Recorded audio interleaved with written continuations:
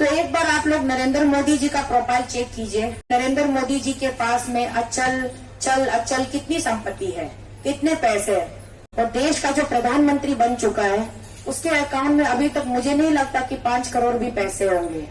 देश की सेवा करने के लिए जरूरी नहीं है कि आप 1000 करोड़ के मालिक हो। तो मेरे चाय में कितने शक्कर गए, कितनी चाय पत्ती गई, कितना दूध गया, और उसमें मेरा एलपीजी गैस कितना खर्चा हो गया। जनता का सेवा वो करता है जिसके अंदर कोई मोह माया नहीं होती है। हमारे योगी आदित्यनाथ जी ने बिल्कुल खत्म कर दिया उसको।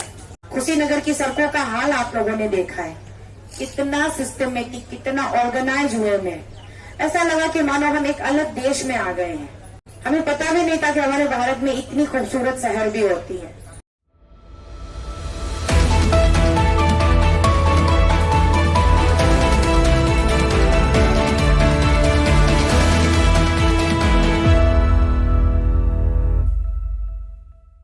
बहुत सी ऐसी चीजें हैं जिसके लिए आप सबको अपने अंदर झांक कर प्रश्न पूछना चाहिए कि आखिर हमारा सिस्टम किस ओर जा रहा है, किस दिशा बढ़ रहा है।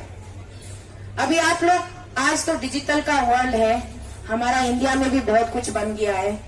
तो एक बार आप लोग नरेंद्र मोदी जी का प्रोफाइल चेक कीजिए। हमारा जो देश का जो प्रधानमंत्री जी है उनका प्रोफाइल चेक कीजिए। नरेंद्र मोदी जी के पास में अचल कितनी संपत्ति है, कितने पैसे है।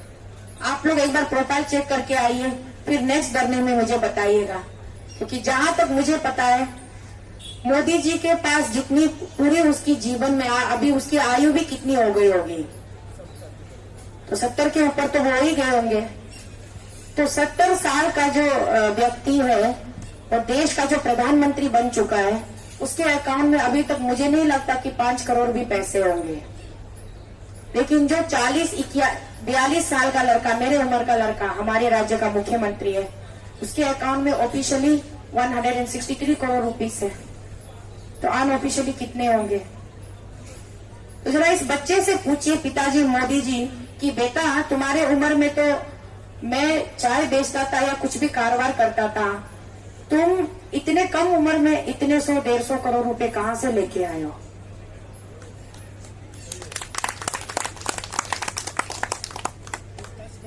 देश की सेवा करने के लिए जरूरी नहीं है कि आप 1000 करोड़ के मालिक हो।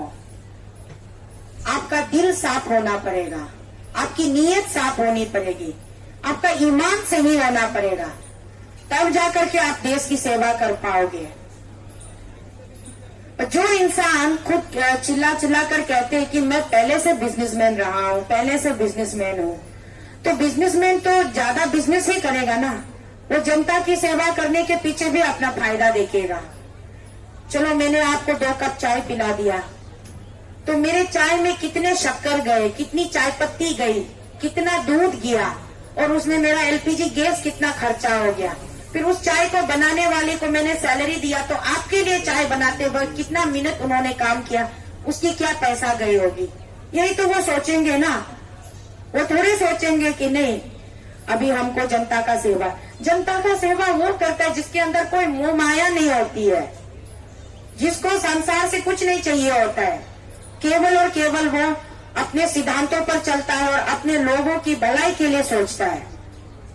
ये तो प्रधानमंत्री जी तो खैर वो प्रधान है तो थोड़ा बहुत उसके पास होंगे भी, उनसे एक स्टेप नीचे आते हैं यूपी के मुख्यमंत्री जी योगी आदित्यनाथ जी की तरफ थोड़ा ध्यान दीजिए। जरा उनका भी आप लोग बायोडाटा निकालिएगा, प्रोफाइल निकालिएगा गूगल से कि उनके पास कितनी संपत्ति है। बहुत सारे पार्टियों का राज रहा है उत्तर प्रदेश में, चाहे वो बहुजन समाज पार्टी का हो, समाजवादी पार्टी का हो, बहुत सारे पार्टियों का राज रहा है। लेकिन जो बाहुबली वाला जो गुंडा राज था ना, वो कोई पार्टी नहीं मिटा सका था। हमारे योगी आदित्यनाथ जी ने बिल्कुल खत्म कर दिया उसको, 0-0 कर दिया। उत्तर प्रदेश का हाल देखिए, जब हम पैदल चलकर आए थे, हमारा पहला एंट्री कुशीनगर हुआ था। कुशीनगर की सड़कों का हाल आप लोगों ने देखा है, कितना सिस्टमेटिक, कितना ऑर्गेनाइज हुए में। ऐसा लगा कि मानो हम एक अलग देश में आ गए हैं। हमें पता भी नहीं था कि हमारे भारत में इतनी खूबसूरत शहर भी होती है। तो मतलब एक जो वातावरण, जो एक एनवायरनमेंट उन्होंने बना के रखी हुई है, जो एक सिस्टमेटिक वे में हर एक चीज का। अभी कुछ दिन पहले की बात है, कुछ महीने पहले की बात है, अपना एक निकला था ना दबंग त्यागी, क्या त्यागी था उसका पूरा नाम, श्रीकांत त्यागी, यस, बड़ा हीरोगिरी था वो महिलाओं पर शोषण वोषण कर रहा था, चश्मा उश्मा डाले, बड़ा मतलब अपने आप को बीजेपी का, किसान मोर्चा का क्या का वो बता रहा था। और मीडिया वाले उनके पीछे पड़ गए थे। मीडिया वालों ने तो ये बवाल मचा दिया था कि बीजेपी वाले भी ऐसे शोषण करते, ऐसे दादागिरी करते, बीजेपी वाले पब्लिक पर ये करते वो करते। हमने योगी जी ने क्या किया, 24 घंटे के अंदर उसका घर तुड़वा दिया, बुलडोजर चलवा दिया।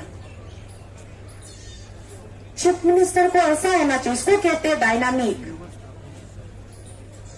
रहे भी होंगे वो श्रीकांत त्यागी जी बीजेपी के, कुछ भी रहे होंगे, योगी जी को कोई फर्क नहीं पड़ा कि आप हमारे पार्टी से हो कि कहां से हो, लेकिन आपने गलत किया है तो आपका साथ हिसाब बराबर होगा। तो हम यही बात तो श्रीमान पेमा खांडू जी से कहते हैं कि आपके साथ आपके जो बंदे हैं, आपके समक्ष जो आपके साथ रहते हैं, वो लोग गलत कर रहे हैं तो उनकी गलती की सजा दीजिए ना उनको। आप क्यों उनके साथ खुद को फंसाते जा रहे हैं, अगर आप पाक साफ हो तो।